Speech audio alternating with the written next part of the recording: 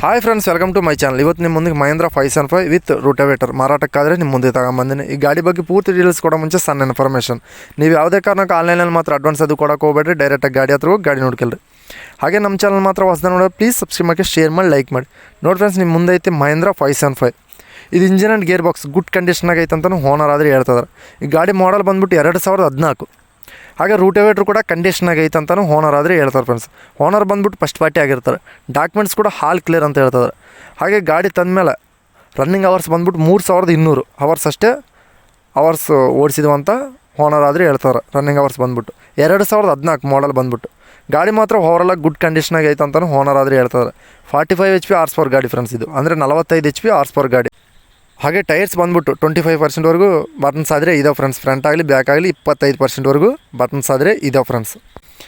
ಹಾಗೆ ಡಾಕ್ಯುಮೆಂಟ್ಸ್ ಕೂಡ ಹಾಲ್ ಕ್ಲಿಯರ್ ಅಂತ ಹೇಳ್ತಾರೆ ಫ್ರೆಂಡ್ಸ್. ಹಾಗೆ ಲೊಕೇಶನ್ ಬಂದುಬಿಟ್ಟು ಧಾರವಾಡ ಡಿಸ್ಟಿಕ್ ನವಲಗುಂದ ತಾಲೂಕು ಅರೇಕುರಟ್ಟೆ ವಿಲೇಜ್ನಲ್ಲಿ ಆದರೆ ಮಾರಾಟಕ್ಕೆ ಸಿದ್ಧವಾಗಿದೆ ಫ್ರೆಂಡ್ಸ್ ಗಾಡಿ ಆದರೆ. ಹಾಗೆ ಪ್ರೈಸ್ ಬಂದುಬಿಟ್ಟು 4,50,000 ಹೇಳ್ತಾರೆ.